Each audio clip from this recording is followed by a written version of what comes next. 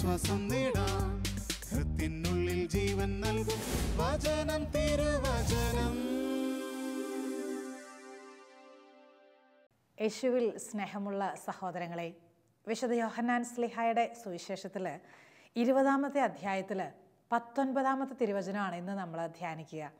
ഇങ്ങനെയാണ് യോഹന്നാൻ ശ്ലീഹ എഴുതി വച്ചിട്ടുള്ളത്: ആഴ്ചയുടെ ആദ്യ ദിവസമായ അന്ന് വൈകിട്ട് ശിഷ്യന്മാർ യഹൂദരെ ഭയന്ന് കതകടച്ചിരിക്കെ യേശു വന്ന് അവരുടെ മധ്യേ നിന്ന് അവരോട് പറഞ്ഞു, നിങ്ങൾക്ക് സമാധാനം.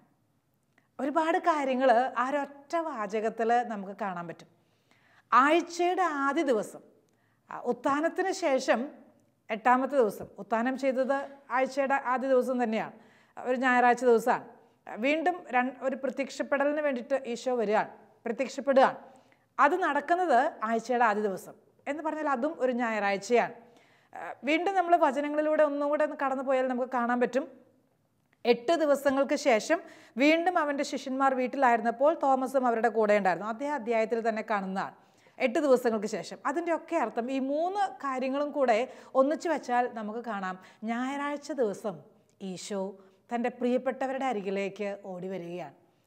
തൻ്റെ സുഹൃത്തുക്കൾ, തൻ്റെ സ്നേഹിതർ, തൻ്റെ കൂടെ നിൽക്കുന്നവർ, അവരെ കാണാനും അവരുടെ അടുത്തുള്ള അവരോടുള്ള ബന്ധം ഉറപ്പിക്കാനും തൻ്റെ സാന്നിധ്യം കൊണ്ട് അവരെ അനുഗ്രഹിക്കാനും ഈശോ മനസ്സായ ദിവസമാണ് ഞായറാഴ്ച ദിവസം. നമ്മൾ സാധാരണ ഞായറാഴ്ച ദിവസങ്ങളിലൊക്കെ ദേവാലയങ്ങളിൽ പ്രാർത്ഥിക്കാൻ ഒരുമിച്ച് കൂടും. അത് നിർബന്ധം കൊണ്ടല്ല, കടമുള്ളത് കൊണ്ടല്ല, ആരെങ്കിലും പറഞ്ഞതുകൊണ്ടുമല്ല, മറ്റ് സൗകര്യങ്ങളെല്ലാം ഒത്തുവന്നൊരു ദിവസം അതുകൊണ്ടുമല്ല. പിന്നെ എന്തുകൊണ്ടാണെന്നറിയാവോ? ഈ ഞായറാഴ്ച ദിവസത്തിന് പ്രത്യേകത ഉള്ളത് കൊണ്ട് തന്നെയാണ്.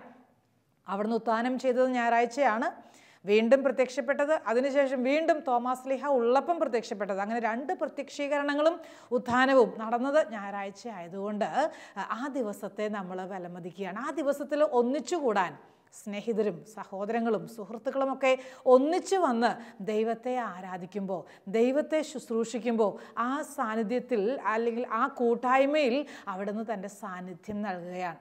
ഞായറാഴ്ച ദിവസങ്ങളിൽ കൂട്ടായ്മകളിലൊക്കെ പങ്കുചേരാൻ വലിയ ഉത്സാഹം നമുക്കില്ലേ? ക്രിസ്തുവിൻ്റെ സാന്നിധ്യം അവിടെയുണ്ട്. ക്രിസ്തു നമ്മുടെ ഇടയിൽ വന്ന് നിൽക്കുന്നുണ്ട്. ബലി അർപ്പിക്കാൻ ഒന്നിച്ചു വരുമ്പോഴും പ്രാർത്ഥിക്കാൻ ഒന്നിച്ചു കൂടുമ്പോഴും സൗഹൃദം പങ്കുവെക്കുമ്പോഴും ഞായറാഴ്ച ദിവസം ഒന്നിച്ച് ക്രിസ്തുവിൻ്റെ നാമത്തിൽ ഒന്നിച്ചു കൂടുന്ന ഏതൊരു കൂട്ടായ്മയിലും ഏതൊരു ഗ്രൂപ്പിലും ഏതൊരു വ്യക്തിയുടെ ജീവിതത്തിലും ആ സാന്നിധ്യം അവിടുന്ന് തരികയാണ്. അവിടുന്ന് തിരഞ്ഞെടുത്തിട്ടുള്ള നല്ലൊരു ദിവസമാണ് ഞായറാഴ്ച, ആഴ്ചയുടെ ആദ്യ ദിവസം. അങ്ങനെ ഇവിടെ ഈ വചനത്തിൻ്റെ ആരംഭം. ആഴ്ചയുടെ ആദ്യ ദിവസമായ അന്ന് വൈകിട്ട് ശിഷ്യന്മാർ ഒന്നിച്ചിരിക്കുകയാണ്. ആദ്യത്തെ ദിവസം, ഈ ആഴ്ചയുടെ ആദ്യത്തെ ദിവസം അവരൊന്നിച്ചിരിക്കുകയാണ്. അവർ പ്രത്യേകിച്ചൊന്നും അവർക്ക് പറയാനില്ല. ഈശോ പറഞ്ഞതും ഈശോ ചെയ്തതും ഈശോയുടെ കൂടെ നടന്നതും ഈശോയുടെ കൂടെ അധ്വാനിച്ചതും ഈശോയുടെ കൂടെ നടന്ന് ശുശ്രൂഷ ചെയ്തതും ഇതൊക്കെ അവർക്ക് പറയാനുള്ളൂ. തന്നെയും പിന്നെയും പറഞ്ഞു തന്നെ പിന്നെയും പറഞ്ഞുകൊണ്ടിരിക്കുകയാണ്. വേറെ ഒന്നിനെക്കുറിച്ചും അവർക്ക് ചിന്തിക്കാൻ പറ്റുന്നില്ല. അവരുടെ മനസ്സ് മുഴുവൻ തളർന്നിട്ടുണ്ട്, അവരുടെ മനസ്സ് മുഴുവൻ വേദനിച്ചിട്ടുണ്ട്. ശിഷ്യന്മാർ മുറിയിൽ ഒരുമിച്ച് കൂടിയത് എങ്ങനെയാണെന്നാണോ ഇവിടെ പറഞ്ഞതെന്നറിയാവോ? അന്ന് വൈകിട്ട് ശിഷ്യന്മാർ യഹൂദരെ ഭയന്ന് കതകടച്ചിരിക്കെ എന്ന് പറഞ്ഞാൽ യഹൂദരെ അവർക്ക് നോക്കാൻ തന്നെ പേടി, യഹൂദരുടെ അടുത്തേക്ക് പോകാൻ പേടി, അവരെ കാണുകയേ വേണ്ട.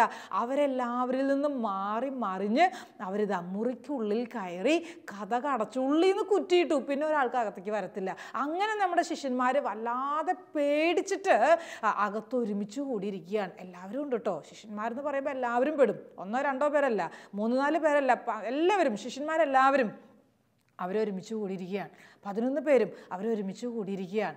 ഈശോ പറഞ്ഞതും ചെയ്തതൊക്കെ പറഞ്ഞിട്ട് പിന്നെയും ഈ യഹൂദരെയൊക്കെ മുന്നും ഉണ്ടായിരുന്നു. ഈശോയുടെ കൂടെ നടന്ന സമയത്തും ഈശോ ജീവിച്ചിരുന്ന സമയത്തും ഈശോ അത്ഭുതങ്ങൾ പ്രവർത്തിച്ചിരുന്ന സമയത്തൊക്കെ യഹൂദരുണ്ടായിരുന്നു. പക്ഷെ അന്നേരം ഒന്നും അവർക്ക് ഈ യഹൂദരെ പേടി തോന്നിയിട്ടില്ല. യഹൂദരോട് അവരധികം മിങ്കിൾ ചെയ്യാൻ പോയിട്ടില്ലെങ്കിലും അവരുടെ ഉള്ളിൽ അത്രയങ്ങ് പേടിയൊന്നും തോന്നിയിട്ടില്ല. പക്ഷെ ഇപ്പോഴത്തെ സാഹചര്യത്തിൽ അവർക്ക് ഭയമുണ്ട്. ഇപ്പോൾ അവരുടെ ഭയത്തെ അവർക്ക് അതിജീവിക്കാൻ കഴിയാത്ത പോലെ വല്ലാതെ ഇവരെ അങ്ങ് ഞെരുക്കുകയാണ്, വല്ലാതെ ഇവരെ തളർത്തുകയാണ്. പ്രിയമുള്ള സഹോദരങ്ങളെ, നമ്മുടെ ജീവിതത്തിലും ഇതുപോലെ ഭയത്തിന്, ദുഃഖത്തിന്, നിരാശയ്ക്കൊക്കെ അടിമപ്പെട്ടു പോകാവുന്ന സാഹചര്യങ്ങൾ ഏറെ വരാൻ സാധ്യതയുണ്ട്. വല്ലാത്ത ഭയം. പുറമേക്ക് നോക്കിയാൽ ആർക്കും ഒന്നും തിരിയല. എനിക്ക് പേടിയുണ്ടെന്ന് വേറെ ആർക്കെങ്കിലും തിരിയണമെന്നുണ്ടോ? ഒരു നിർബന്ധമില്ല തിരിയണമെന്ന്. ആർക്കും തിരിയല. കൂടെ നടക്കുന്നവർ പോലും ചിരിച്ചു കാണിച്ചിട്ട് പോകും. അവർക്ക് തിരിയല എൻ്റെ ഉള്ളിൽ പേടിയുണ്ടോ ഇല്ലയോ എന്ന്. പക്ഷേ ഹൃദയം പരിശോധിക്കാൻ കർത്താവിന് കഴിയുമല്ലോ. ശിഷ്യന്മാരുടെ 11 പേരുടെ മനസ്സിലും വല്ലാത്ത ഭയം. അവരങ്ങ് കീഴടക്കി എന്ന് വേണം പറയാൻ. ഭയം, വല്ലാതെ ഭയം കീഴടക്കുകയാണ്. ഈ സമയത്ത് ആണ് ഈശോ അവരുടെ മുറിയിലേക്ക് വരണത്. കതക് അടച്ചിട്ടുണ്ട് കേട്ടോ, ഉള്ളിൽ നിന്ന് അടച്ചിട്ടുള്ളത്. ഈ സമയത്ത് ആരും കതക് തുറന്നിട്ടില്ല. അവർക്ക് കതക് തുറന്നിട്ട് പ്രത്യേകിച്ച് വിശേഷമൊന്നുമില്ലല്ലോ. ആരെയും കാണേണ്ട കാര്യമില്ലല്ലോ, ആരെയും കാണാൻ ഇഷ്ടമില്ലല്ലോ. അതുകൊണ്ട് അവർ തുറന്നിട്ടില്ല. ഈശോ കതക് അടച്ചിരിക്കുന്ന അവസ്ഥയിലും ഈ ശിഷ്യന്മാരുടെ അരികിലേക്ക് വരികയാണ്. ഈ ശിഷ്യന്മാരെ കാണാൻ വരികയാണ്. തൻ്റെ പ്രിയപ്പെട്ടവരെ കാണാൻ, താൻ ചങ്കോട് ചേർത്ത് പിടിച്ചവരെ കാണാൻ, താൻ സ്നേഹിച്ചവരെ കാണാൻ ഈശോ അവരുടെ അരികിലേക്ക് ഓടിയെത്തുകയാണ്. എന്നിട്ടോ അവരോട് പറഞ്ഞു, നിങ്ങൾക്ക് സമാധാനം, നിങ്ങൾക്ക് സമാധാനം. എനിക്ക് തോന്നുന്നു അവരുടെ 11 പേരുടെയും മനസ്സിൽ അന്നേരം കിട്ടിയൊരു സമാധാനം ഒരിക്കലും മാഞ്ഞു പോയിട്ടില്ല. പിന്നീട് ഒരിക്കലും അവരുടെ അവസാന ശ്വാസം വരെയും ഈ സമാധാനം നഷ്ടപ്പെടുത്താൻ ലോകത്തിൽ ആർക്കും കഴിഞ്ഞിട്ടില്ല. അവർ ആ സമാധാനത്തിൽ മുന്നോട്ടുള്ള ജീവിതത്തെ കാഴ്ചവെക്കുകയാണ്. ആ സമാധാനം എപ്പോഴും അവർ അനുഭവിച്ചുകൊണ്ടിരിക്കുകയാണ്. ദേവസഹായം പിള്ളയെക്കുറിച്ച് കേട്ടിട്ടില്ലേ? വാഴ്ത്തപ്പെട്ടവരുടെ നിരയിലേക്കൊക്കെ ഉയർത്ത ദേവസഹായം പിള്ള.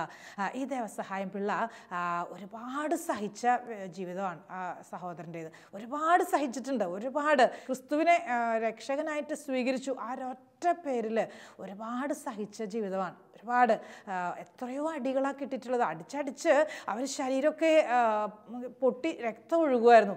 എന്നിട്ട് അവർ ഇങ്ങനെ ചെയ്യും, മുളക് പൊടിയൊക്കെ തേച്ചിട്ടേ ആ മുറിവിൽ, രക്തം വാർന്നൊഴുകുന്ന ആ മുറിവിൽ മുളക് പൊടി വാരിത്തേക്കും. എന്നിട്ടോ വെയിലത്ത് കൊണ്ടു നിർത്തും. എന്തോ ഒരു പീഡകളാണ് ദേവസഹായം പിള്ള സഹിച്ചിട്ടുള്ളത്.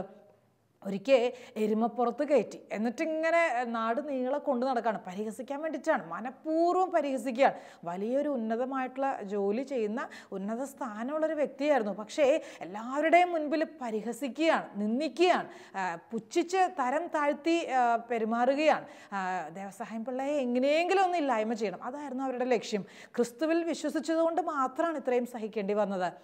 ഒരിക്കൽ അവർ അടിച്ചിട്ട് പിന്നെ കുരുമുളക് പൊടിയൊക്കെ ശരീരത്തിൽ തേച്ചു ആ മുറിവിൽ.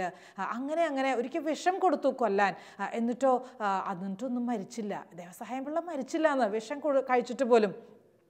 എത്രയോ തവണ തടവറയിലിട്ടു, ജയിലിലിട്ടു, ചങ്ങലക്കിട്ടു, അനങ്ങാൻ പറ്റാത്ത പോലെയാക്കി. ചില സമയങ്ങളിൽ പുറകിൽ കൈയും കെട്ടി നിൽക്കാൻ പറ്റത്തില്ല, ഇരിക്കാൻ പറ്റത്തില്ല. ചില പാറപ്പുറത്തൊക്കെ കൊണ്ടിരുത്തും, ഭക്ഷണം കൊടുക്കത്തില്ല, വെള്ളം കൊടുക്കത്തില്ല. ഒരിക്കൽ ഇങ്ങനെ പാറപ്പുറത്തൊക്കെ കൊണ്ടിരുത്തി വല്ലാതെ വിഷമിക്കുകയാണ് പാവം. നല്ല വേദന ശരീരത്തിനും മനസ്സിനും. ഇച്ചിരി ദാഹിച്ചു പോയി, വെള്ളം കിട്ടിയിരുന്നെങ്കിൽ എന്ന് ആഗ്രഹിച്ചു പോയി. അവിടെയുള്ളവരോട് ചോദിച്ചു, ഇച്ചിരി വെള്ളം തരാമോ, ഇച്ചിരി വെള്ളം.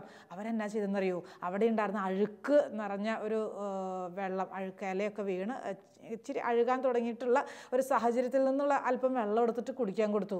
അത് കുടിച്ചു ദേവസഹായം പിള്ള. എന്നിട്ടോ ദാഹം മാറിയോ? ദാഹം മാറിയില്ല, പിന്നെയും ദാഹിക്കുകയാണ്. ദേവസഹായം പിള്ള സങ്കടത്തോടെ ഇങ്ങനെ അങ്ങ് പ്രാർത്ഥിച്ചു എന്നാണ് പറയണത്. യേശുവേ, അങ്ങ് കുരിശിൽ കിടന്നിട്ട് ദാഹിച്ചപ്പോൾ അങ്ങേക്ക് അവർ വിനാഗിരിയല്ലേ തന്നത്, പക്ഷേ അത് കുടിക്കാനെങ്കിലും പറ്റി, അങ്ങ് കുടിച്ചില്ല, അങ്ങേക്ക് തന്നല്ലോ. എനിക്ക് വല്ലാത്ത ദാഹം, എനിക്ക് വേണം ഇച്ചിരി വെള്ളം. ഇത് പറഞ്ഞിട്ട് ആ മുട്ട്, കൈയുടെ മുട്ടങ്ങ് അവിടെ ഉണ്ടായിരുന്ന പാറയിൽ അങ്ങ് വെക്കുകയാണ്. ഈ പാറയിൽ കൈയിൻ്റെ മുട്ട് വെക്കുകയാണ്. അതേസമയം അവിടെ ഒരു ഉറവ പൊട്ടി പുറപ്പെടുകയാണ്. പിന്നെ വെള്ളം ധാരാളം കുടിക്കുന്നു. പ്രത്യക്ഷമായിട്ടുള്ള ദൈവത്തിൻ്റെ ഇടപെടലുകൾ ഒരുപാട് സമയം ദേവസഹായം പിള്ള അനുഭവിച്ചിട്ടുണ്ട്. ഒരുപാട് സമയം. മറ്റൊരിക്കലും പീഡകൾ സഹിക്കാൻ പറ്റാണ്ട് വല്ലാതെ വേദനിക്കുന്ന അവസരത്തിൽ തിരുക്കുടുംബം പ്രത്യക്ഷപ്പെടുകയാണ്. പരിശുദ്ധ അമ്മയും യോസേപ്പ് പിതാവും ഉണ്ണീശോയൊക്കെ അടുത്ത് വന്നിട്ട് കുറേ സംസാരിക്കുകയാണ്. അതൊക്കെ മതിയല്ലോ, ജീവിതത്തിൽ എത്ര വേണേലും സഹിക്കാൻ നമ്മൾ സന്നദ്ധരാകും, എത്ര വേണേലും സഹിക്കാൻ സന്നദ്ധരാകും. ദേവസഹായം പിള്ള ഇങ്ങനെ തിരുക്കുടുംബത്തെയൊക്കെ ദർശനത്തിൽ കണ്ടപ്പോൾ തൊട്ട് മനസ്സിൽ വല്ലാത്തൊരു ആവേശമാണ് ക്രിസ്തുവിന് വേണ്ടി സഹിക്കാൻ, വല്ലാത്തൊരു ഉന്മേഷമാണ് സഹിക്കാൻ. അങ്ങനെ ഈ സഹനത്തിൽ മുന്നോട്ട് പോവാണ്. അവർ കൊല്ലാനൊക്കെ തീരുമാനമായി. വെടിവെച്ച് കൊല്ലാനായിരുന്നു ദേവസഹായം പിള്ളയെ അവർ തീരുമാനിച്ചത്. ആ സാഹചര്യത്തിൽ മരിക്കാൻ എന്തിനും തയ്യാറാണ് ദേവസഹായം പിള്ള, മരിക്കാനും തയ്യാറാണ്. അന്നേരമാണ് ഇദ്ദേഹത്തിൻ്റെ ഭാര്യ, ക്രിസ്തു മതമൊക്കെ സ്വീകരിച്ച ഒരു ജീവിതമാണ് ആ സഹോദരിയുടേതും. ജ്ഞാനപ്പൂ, അങ്ങനെയാണ് പേര്, ത്രേസ്യ എന്നാണ് വിളിക്കുന്ന പേര്, ജ്ഞാനപ്പൂ. ഈ സഹോദരി അന്വേഷിച്ച് ദേവസഹായം പിള്ളയെ കണ്ടെത്തി. എവിടെയാണെന്ന് അറിയത്തില്ലല്ലോ, അന്നൊന്നും അങ്ങനെ ഫോണും കാര്യങ്ങളൊന്നുമില്ലല്ലോ. അന്വേഷിച്ച് കണ്ടെത്തി. നല്ലൊരു സുന്ദരി കുട്ടിയായിരുന്നു ഈ ജ്ഞാനപ്പൂ എന്ന് പറയുന്ന സഹോദരി. സഹോദരി. പക്ഷേ കരഞ്ഞ് കരഞ്ഞ് കരഞ്ഞ് കരഞ്ഞ് എല്ലും തൊലിയും മാത്രമായി, സൗന്ദര്യമൊക്കെ പോയി, ആരോഗ്യം മുഴുവൻ നഷ്ടപ്പെട്ടു, മനസ്സിൽ മുഴുവൻ ആദിയാണ്. ഭർത്താവിൻ്റെ ഒപ്പം വിശ്വാസം സ്വീകരിച്ചൊരു ജീവിതമാണ് ഈ സഹോദരിയുടേതും. അങ്ങനെ വിശ്വാസം സ്വീകരിക്കുമ്പോൾ തന്നെ അറിയാലോ എന്തോരം എതിർപ്പുകളുണ്ടാവും, എന്തോരം കഷ്ടപ്പാടുണ്ടാവും, ഞെരുക്കം ഉണ്ടാവും. ആരുടെയും ഒരു പിൻബലം ഒന്നും കിട്ടത്തില്ല, ആരുടെയും ഒരു പ്രാർത്ഥനാ സപ്പോർട്ട് ഒന്നും കിട്ടണമെന്നൊരു നിർബന്ധമില്ല. അങ്ങനെ വേദനിച്ചിരിക്കുന്ന സമയത്താണ് ഈ ഭർത്താവിനെ പിടിച്ചുകൊണ്ട് പോയി ഇതുപോലെയുള്ള പീഡനങ്ങൾ വല്ലാതെ സഹിച്ചു, ഒരുപാട് സഹിച്ചു. അന്വേഷിച്ച് ഒടുവിൽ കണ്ടെത്തി. ഈ ഭാര്യ ഭർത്താവിനെ കണ്ടപ്പോൾ രണ്ടുപേരും അറിയാതെ കരഞ്ഞുപോയി, വല്ലാതെ കരഞ്ഞുപോയി. ഒത്തിരി സഹിച്ച മക്കളാണ്, കരഞ്ഞുപോയി. ദേവസഹായം പിള്ള ഒരു വിധത്തിൽ കരച്ചിലൊക്കെ നിർത്തിയിട്ട് ഭാര്യയോട് പറഞ്ഞു, ജ്ഞാനപ്പൂ, നീ എന്നെ ഭർത്താവായിട്ട് സ്വീകരിച്ച അന്ന് മുതൽ ഇന്ന് വരെ ഒരു സന്തോഷവും നിനക്ക് എന്നിൽ നിന്നും ഉണ്ടായിട്ടില്ല, എന്നിൽ നിന്നും ഒരു സമാധാനവും നിനക്ക് അനുഭവിക്കാൻ കഴിഞ്ഞിട്ടില്ല. എൻ്റെ സമ്പത്തിനൊക്കെ നീ അർഹയായി, അതുപോലെ തന്നെ എൻ്റെ കഷ്ടപ്പാടുകളിലും എൻ്റെ ഞെരുക്കങ്ങളിലും എൻ്റെ പീഡകളിലൊക്കെ നീ പങ്കാളിത്തം വഹിക്കുകയായിരുന്നു. നീ എപ്പോഴും എല്ലാ കാര്യത്തിലും സഹിക്കാൻ എൻ്റെ കൂടെ ഉണ്ടായിരുന്നു. നിൻ്റെ ആ സാന്നിധ്യമൊക്കെ എനിക്ക് വലിയ ധൈര്യമാണ്. ഇപ്പോഴും നിനക്ക് സഹനം തന്നെയാണ്. ഞാൻ സ്വർഗത്തിലേക്ക് പോകാൻ എൻ്റെ സമയമായി തുടങ്ങി, എന്നെ അവർ കൊല്ലാൻ പോകുന്ന സമയമായി തുടങ്ങി. എനിക്ക് സന്തോഷമാണ്, എൻ്റെ ക്രിസ്തുവിൻ്റെ അടുത്തേക്ക് പോകാലോ. നീ വിഷമിക്കില്ല. ഭാര്യയോട് പറയാണ്, നീ വിഷമിക്കില്ല, നീ ക്രിസ്തുവിനെ ഉപേക്ഷിക്കില്ല, നീ ക്രിസ്തുവിൻ്റെ ഒപ്പം മുന്നോട്ട് നീങ്ങണം. നമുക്ക് രണ്ടുപേർക്കും സ്വർഗത്തിൽ വെച്ചിട്ട് കാണണം, സ്വർഗത്തിൽ നമുക്ക് കൂട്ടിമുട്ടണം. അവിടെ പിന്നെ നമ്മളെ ആരും കരയിപ്പിക്കില്ല, അവിടെ പിന്നെ നമ്മളെ ആരും പീഡിപ്പിക്കില്ല. നമുക്ക് സ്വർഗത്തിൽ വെച്ച് കണ്ടുമുട്ടണം. എത്രയോ വലിയൊരു കൺവിക്ഷനായിരുന്നു, എത്രയോ വലിയൊരു ബോധ്യമായിരുന്നു ദേവസഹായം പിള്ളയുടെ മനസ്സിലുണ്ടായിരുന്നത്. പ്രിയമുള്ള സഹോദര സഹോദരി, നീ ക്രിസ്തുവിൻ്റെ സ്വന്തമല്ലേ? നീ ക്രിസ്തുവിൻ്റെ ചങ്കിലിരിക്കുന്ന മകനല്ലേ, മകളല്ലേ? അങ്ങനെയെങ്കിൽ നിൻ്റെ മനസ്സ് വേദനിക്കാൻ, നിൻ്റെ മനസ്സ് തളരാൻ നിൻ്റെ ക്രിസ്തു അനുവദിക്കില്ല. നിൻ്റെ ക്രിസ്തു അനുവദിക്കില്ല, സമ്മതിക്കില്ല. നിൻ്റെ ക്രിസ്തു നിൻ്റെ കൂടെയുണ്ട്. ശിഷ്യന്മാർ 3 കൊല്ലം അവർ കൂടെ നടന്നവരാണ്. 3 കൊല്ലം. ഈ 3 കൊല്ലം കൂടെ നടന്ന ശിഷ്യന്മാരെ കാണാൻ ഉത്ഥാനം ചെയ്തിട്ട് 8ാമത്തെ ദിവസം ഈശോ വന്നു. അത് കഴിഞ്ഞ് ഒന്നുകൂടെ വന്നു അടുത്ത 8ാമത്തെ ദിവസം. എന്തോ ഒരു സ്നേഹമായിരുന്നു. അങ്ങനെയെങ്കിൽ കുഞ്ഞു നാൾ മുതൽ നമ്മൾ ഈശോയെ വിളിക്കാൻ തുടങ്ങിയതല്ലേ? എത്ര നാളുകളായി, എത്ര വർഷങ്ങളായി നമ്മൾ വിളിക്കാൻ തുടങ്ങിയിട്ട് ഈ ഈശോ നമ്മളെ മാറി നിൽക്കുമോ? നമ്മൾ വേദനിക്കുമ്പോൾ, നമ്മുടെ കണ്ണ് നിറയുമ്പോൾ, നമ്മുടെ ചങ്ക് പൊട്ടുന്ന വേദനയോടെ നമ്മൾ പ്രാർത്ഥിക്കുമ്പോൾ ഈ ഈശോയ്ക്ക് മാറി നിൽക്കാൻ പറ്റുമോ? പറ്റില്ല കേട്ടോ. ഓടി വരും, എന്നിട്ട് നിന്നെ ചേർത്ത് പിടിക്കും, എന്നിട്ട് നിന്നെ ആശ്ലേഷിക്കും, എന്നിട്ട് പറയും, കുഞ്ഞേ നിനക്ക് സമാധാനം, കുഞ്ഞേ നിനക്ക് സമാധാനം. ഈ യോഹന്നാൻ ശ്ലീഹായും എഴുതി വെച്ചിട്ടുള്ളത് അങ്ങനെ തന്നെയാണ്. അവർ കതക് അടച്ചിരിക്കുകയാണ്. ഭയന്നിട്ട് കതക് അടച്ചിരിക്കണ സമയത്താണ് ഈശോ അവരുടെ മധ്യേ വന്ന് നിന്നു എന്നാണ് പറയണത്. മധ്യേ വന്ന് നിൽക്കുന്നു. ആ നിൽക്കുന്ന പോസ്റ്ററിനൊക്കെ പ്രത്യേകതയുണ്ട്. അതൊരു വിജയത്തിൻ്റെയാണ്, അതൊരു ആത്മധൈര്യത്തിൻ്റെയാണ്, ഒരു ആത്മവിശ്വാസത്തിൻ്റെയൊക്കെ ഒരു അടയാളമാണ് നിൽക്കുന്നു എന്നൊക്കെ പറയണത്. ഈശോ അവരുടെ മുൻപിൽ വന്ന് നിന്നിട്ട് അവരോട് പറയാണ്, എന്താ പറഞ്ഞത്? നിങ്ങൾക്ക് സമാധാനം, നിങ്ങൾക്ക് സമാധാനം. നിങ്ങളുടെ മനസ്സ് ഇനി അസ്വസ്ഥപ്പെടേണ്ട, ഞാൻ തന്നെയാണ് ഇത് ഞാൻ തന്നെയാണ്. നിങ്ങൾ അസ്വസ്ഥപ്പെടുകയേ വേണ്ട, ഭാരപ്പെടുകയേ വേണ്ട, ഉത്കണ്ഠയേ വേണ്ട. സമാധാനമായിട്ടിരിക്കുക. ഈശോ അവർക്ക് കൊടുത്ത സമാധാനം. ഈ ദേവസഹായം പിള്ള ഭാര്യയ്ക്ക് കൊടുത്ത അവസാനത്തെ സന്ദേശവും അത് തന്നെയാണ്. നമുക്ക് സ്വർഗത്തിൽ വെച്ച് കാണണം. നീ സമാധാനത്തോടെ ആയിരിക്കണം. എന്ത് പ്രശ്നം വന്നാലും നീ തളർന്നു പോകല്ല. നീ ക്രിസ്തുവിനോട് ചേർന്ന് നിൽക്കണം. നീ ക്രിസ്തുവിൻ്റെ പീഡകളിൽ പങ്കുകാരിയാകണം. അങ്ങനെ ഒരു നല്ല ഉപദേശം, അത് സ്നേഹത്തോടെയുള്ളൊരു ഉപദേശം, വലിയ ആൾ പോലെ ഉപദേശിക്കുന്നതല്ല, ഒരു സ്നേഹത്തോടെയുള്ള ഒരു പങ്കുവയ്ക്കൽ. പ്രിയമുള്ള സഹോദരങ്ങളെ, കർത്താവ് വേദനിക്കുന്നു എന്ന് കാണുന്നവൻ്റെ അരികിലേക്ക് ഓടിയെത്തുന്നവനാണ്. ആര് വേദനിക്കുന്നുവോ, ആര് യേശുവിനെ വിളിക്കുന്നുവോ അവരുടെ അടുത്തേക്ക് ഓടി വരുന്നവനാ ക്രിസ്തു, ഓടി വരുന്നവനാ. അതാണ് നമ്മൾ ഉത്ഥാനത്തിൻ്റെ ദിവസം, പ്രത്യക്ഷീകരണത്തിൻ്റെ ദിവസമൊക്കെ കാണുക. ശിഷ്യന്മാരുടെ അടുത്തേക്ക് ഈശോ ഓടിയെത്തുകയാണ്. ഇവിടെയും നമ്മുടെ ജീവിതത്തിലും ഈശോ ഓടിയെത്തും. എപ്പോഴെങ്കിലും ഒക്കെ നീ തളർന്നാൽ, എപ്പോഴെങ്കിലും ഒക്കെ നീ വേദനിച്ചാൽ. ഞാൻ ഓർക്കുന്നു, ഒരിക്കൽ എൻ്റെ പപ്പയ്ക്ക് ബൈപ്പാസ് സർജറി വേണമായിരുന്നു. കുറേ വർഷങ്ങൾക്ക് മുമ്പാണ്. ബൈപ്പാസ് സർജറി വേണം. അപ്പം എൻ്റെ 3 ആങ്ങളമാരും അന്ന് വിദേശത്താണ്. അന്ന് നാട്ടിൽ അവരാരുമില്ല. ഞാനാണെങ്കിൽ കോൺവെൻറ്റിൽ, പിന്നെ മമ്മി മാത്രമേ ഉള്ളൂ. മമ്മി ഫോൺ ചെയ്തിട്ട് പറഞ്ഞു, എടി പപ്പയ്ക്ക് ഇച്ചിരി സീരിയസ് ആണ്, ഹോസ്പിറ്റലിൽ കൊണ്ടുപോവാണ്, ബൈപ്പാസ് സർജറി വേണ്ടി വരും, ഇന്ന സമയത്തായിരിക്കും ഓപ്പറേഷൻ, നിനക്ക് വരാൻ പറ്റുമെങ്കിൽ പോരെ. ഇത് കഴിഞ്ഞിട്ട് കുറച്ച് കഴിഞ്ഞിട്ട് പിന്നെ വിളിച്ചിട്ട് പറഞ്ഞു, വേണ്ട, നീ അവിടുത്തെ ധ്യാനം കഴിഞ്ഞിട്ട് വെള്ളിയാഴ്ച ദിവസം വന്നാൽ മതി. എനിക്കൊരല്പം സമാധാനമായി. വെള്ളിയാഴ്ച അതിരാവിലെ ഞാൻ എഴുന്നേറ്റ് ഹോസ്പിറ്റലിലേക്ക് പോകാൻ ഒരുങ്ങുകയാണ്. പപ്പ കിടക്കുന്ന ആശുപത്രിയിലേക്ക് പോകാൻ ഒരുങ്ങുകയാണ്. അവിടെ ചെന്നപ്പോൾ ബൈപ്പാസ് സർജറി ഒക്കെ കഴിഞ്ഞു. തിയേറ്ററിൽ നിന്ന് ഇറക്കിയിട്ട് കൊണ്ട് കിടത്തിയിരിക്കുന്ന ഒരു സാഹചര്യമാണ്. മുഴുവൻ മെഷീൻസാണ്.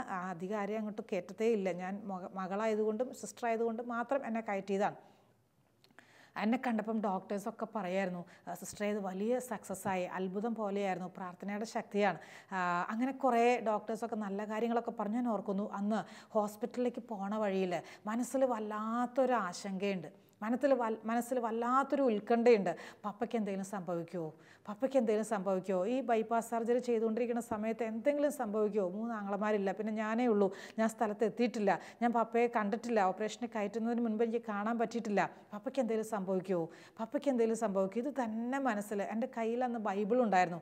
ബസ്സിൽ വെച്ചിട്ട് ഞാൻ ബൈബിൾ തുറന്നപ്പം കർത്താവ് തന്ന ഒരു വചനമുണ്ട്. സങ്കീർത്തനം 118 സങ്കീർത്തനത്തിൽ 17 വചനം ഇങ്ങനെയാണ് എഴുതി വെച്ചിട്ടുള്ളത്: ഞാൻ മരിക്കുകയില്ല, ഞാൻ ജീവിക്കും, ഞാൻ കർത്താവിൻ്റെ പ്രവൃത്തികൾ പ്രഘോഷിക്കും. ഞാൻ മരിക്കുകയില്ല, ഞാൻ ജീവിക്കും, ഞാൻ കർത്താവിൻ്റെ പ്രവൃത്തികൾ പ്രഘോഷിക്കും. ക്രിസ്തു അടുത്ത് വന്നിട്ട് പറഞ്ഞ ഒരു അനുഭവമായി. ബസ്സിലാണ് ഞാൻ ഇരിക്കണതെങ്കിലും അന്ന് ശിഷ്യന്മാരുടെ അടുത്ത്, കഥ കടച്ച് ഇരുന്ന ശിഷ്യന്മാരുടെ അടുത്ത് ഈശോ വന്ന് പറഞ്ഞ അതേ അനുഭവം എനിക്കും കിട്ടുന്ന പോലെ എനിക്ക് തോന്നിപ്പോയി. എൻ്റെ അടുത്ത് വന്നിട്ട് ഈശോ പറയുന്ന പോലെ, സമാധാനം, നിനക്ക് സമാധാനം, ടെൻഷൻ പിടിക്കണ്ട, ഒന്നും സംഭവിക്കില്ല. ഞാൻ ഓർക്കുന്നു, പിന്നീട് അങ്ങോട്ടുള്ള നാളുകളിൽ പപ്പയ്ക്ക് ഇതുവരെയും വലിയ കുഴപ്പമില്ല. ഇത്രയും നാളുകളായി, ഒത്തിരി വർഷങ്ങൾക്ക് മുമ്പ് നടന്ന കാര്യമാണ് ബൈപ്പാസ് സർജറിയൊക്കെ. പക്ഷേ ഇന്നും പപ്പ ആരോഗ്യത്തോടെ ഇരിക്കുന്നു, ഒരുപാട് പ്രാർത്ഥിക്കുന്ന ഒരു ജീവിതമാണ്. ഞാൻ ഓർക്കുന്നു, പ്രിയമുള്ള സഹോദരങ്ങളെ, ചില സാഹചര്യങ്ങളിൽ വല്ലാത്ത ഭയം നമ്മളെ കീഴടക്കാം, വല്ലാത്ത ഉത്കണ്ഠ, വല്ലാത്ത സങ്കടം നമ്മളെ കീഴടക്കാൻ സാധ്യതയുണ്ട്. നമ്മുടെ ജീവിതത്തിൽ മുന്നോട്ട് നീങ്ങാൻ പറ്റാത്ത പോലെ നമ്മുടെ മനസ്സിൽ അസ്വസ്ഥപ്പെടാൻ സാധ്യതയുണ്ട്. കഴിഞ്ഞ ദിവസം ഒരു സഹോദരി, വിദേശത്ത് ജോലിക്ക് പോയൊരു സഹോദരിയാണ്. ജോലിക്ക് പോയിട്ട് അവർ പോകുന്നതിന് മുമ്പ് വീട് പണിയുടെയൊക്കെ പണി ആരംഭിച്ചായിരുന്നു. വീട്ടിൽ കോൺട്രാക്ടറൊക്കെ ഏൽപ്പിച്ചിട്ട് പോയതാണ്. അവിടെ ചെന്ന് 2 മാസമേ ആയിട്ടുള്ളൂ. ഫോൺ ചെയ്തിട്ട് പറയാണ്, സിസ്റ്ററെ വീട് പണി നിർത്തേണ്ടി വരുമോ? ഞാൻ ചോദിച്ചു, എന്നാ കാര്യം? അറിയത്തില്ല, എന്തോ ഒരു ഭയം മനസ്സിൽ വരികയാണ്. സാമ്പത്തികമായിട്ട് ബുദ്ധിമുട്ടുണ്ടോ? ഇച്ചിരി ബുദ്ധിമുട്ടുണ്ട്, പക്ഷെ വേണമെങ്കിൽ മാനേജ് ചെയ്യാം, അത് വലിയ പ്രശ്നമില്ല. പിന്നെ എന്തിനാ നിർത്തണമെന്ന് പറയുന്നത്? അറിയത്തില്ല സിസ്റ്ററെ, വല്ലാത്തൊരു ഭയം മനസ്സിൽ ഫീൽ ചെയ്യാണ്. കുറേ പ്രാർത്ഥിച്ചു, ആശ്വസിപ്പിച്ചു, സഹായിച്ചു, ഭയമൊക്കെ വിട്ടുപോയി. ആ സമയം തന്നെ പ്രാർത്ഥിച്ച ആ സമയം തന്നെ ഭയമൊക്കെ വിട്ടുമാറിയത് ഞാൻ ഓർക്കുകയാണ്. ഏതെങ്കിലുമൊക്കെ കാരണങ്ങളാൽ മനസ്സിൽ ഭയം തോന്നാം. എന്നെ പരിഹസിക്കുമോ? ഞാൻ പരാജയപ്പെട്ടു പോകുമോ? മരിച്ചു പോകുമോ? ജോലിയിൽ നിന്ന് ശമ്പളം കിട്ടുമോ? മക്കളെ ഓർത്തിട്ട് ഒരു ഭാരം, അല്ലെങ്കിൽ ജീവിത പങ്കാളിയെക്കുറിച്ചൊരു ഭയം, സാഹചര്യങ്ങളെ ഓർത്തൊരു ഭയം. പല കാരണങ്ങളാൽ മനസ്സിലേക്ക് ഭയം വരാൻ സാധ്യതയുണ്ട്. പല കാരണങ്ങളാൽ തളർന്നു പോകാൻ സാധ്യതയുണ്ട്. നീ എപ്പോൾ തളരുന്നുവോ, നീ എപ്പോൾ മനസ്സ് വിഷമിച്ച് നിൻ്റെ കട്ടിലിൽ അല്ലെങ്കിൽ നിൻ്റെ കസേരയിൽ ഒടിഞ്ഞ് മടങ്ങി നീ എപ്പോൾ ഇരിക്കുന്നു, അന്ന് ആ സമയം നിൻ്റെ ക്രിസ്തു നിൻ്റെ അടുത്തേക്ക് വരും. ശിഷ്യന്മാരുടെ അടുത്തേക്ക് മാത്രമല്ല, നിൻ്റെ അടുത്തേക്കും വരും. കതക് തള്ളി തുറക്കാൻ അധികം സമയം വേണ്ട. നീ അകത്തുനിന്ന് അടച്ച കഥകാണെങ്കിൽ പോലും അത് തുറക്കേണ്ട വിഷയമേ ഇല്ല. അല്ലാതെ തന്നെയും നിൻ്റെ ക്രിസ്തുവിന് നിൻ്റെ അടുത്തേക്ക് വരാനുള്ള കഴിവുണ്ട്. നിൻ്റെ ക്രിസ്തു നിൻ്റെ അടുത്തേക്ക് വരും. എന്നിട്ട് ചോദിക്കും, എന്തേ കുഞ്ഞേ നിൻ്റെ വേദന? ഈശോ ചോദിക്കുന്ന ഒരു ചോദ്യമുണ്ട്, നിങ്ങൾക്ക് സമാധാനം. അത് ലോകത്തിൽ ആർക്കും തരാൻ പറ്റത്തില്ല. വിശുദ്ധ യോഹന്നാൻ്റെ സുവിശേഷത്തിൽ 14 അധ്യായം 27 വചനത്തിൽ പറയുന്നു, ഞാൻ നിങ്ങൾക്ക് സമാധാനം തന്നിട്ട് പോകുന്നു, ഞാൻ നിങ്ങൾക്ക് സമാധാനം തരുന്നു. വിശുദ്ധ യോഹന്നാൻ്റെ സുവിശേഷം തന്നെ 16-33 ഇതേ വചനം തന്നെ, സമാധാനം അവനിൽ കണ്ടെത്തേണ്ടതിന്, അങ്ങനെയാണ് അവിടെ പറയുക. ഈ വാഗ്ദാനങ്ങളുടെയൊക്കെ പൂർത്തീകരണം ക്രിസ്തു ശിഷ്യന്മാർക്ക് നൽകുകയാണ്. നിങ്ങൾക്ക് സമാധാനം. ഈ നല്ല ദിവസവും ഈ സമാധാനം ഹൃദയങ്ങളിൽ നിറയട്ടെ എന്ന് ആശംസിക്കുകയാണ്. ക്രിസ്തുവിൻ്റെ സമാധാനം അവൻ്റെ ഏറ്റവും വലിയ സമ്മാനമാണ്. സമാധാനം, ക്രിസ്തുവിൻ്റെ സമാധാനം നമ്മുടെ ഹൃദയങ്ങളെ ഭരിക്കട്ടെ. നമുക്കൊരു നിമിഷം കണ്ണുകളടച്ച് പ്രാർത്ഥിക്കാം. ഈശോയെ, ഹൃദയത്തിലെ സമാധാനം നഷ്ടപ്പെടുത്തുന്ന, ഹൃദയത്തിലെ സ്വസ്ഥത നശിപ്പിക്കുന്ന, ഹൃദയത്തിൻ്റെ ആകുലതകൾ വർദ്ധിപ്പിക്കുന്ന പല കാര്യങ്ങളും ഒന്നിനു പുറകെ ഒന്നായി കടന്നു വരുമ്പോൾ സമാധാനം എൻ്റെ ഹൃദയത്തിലും ജീവിതം മുഴുവനിലും നിറഞ്ഞു നിൽക്കാൻ എൻ്റെ അടുത്തേക്ക് കടന്നു വന്ന് എന്നോട് ആശംസിച്ച കർത്താവേ, എൻ്റെ ഹൃദയത്തിൽ സമാധാനം വർദ്ധിപ്പിക്കണമേ, എൻ്റെ ഹൃദയത്തിൽ സ്നേഹം വർദ്ധിപ്പിക്കണമേ, എൻ്റെ ഹൃദയത്തിൽ ശക്തി വർദ്ധിപ്പിക്കണമേ. നിത്യം പിതാവും പുത്രനും പരിശുദ്ധാത്മാവുമായ സർവേശ്വര എന്നേക്കും ആമേൻ.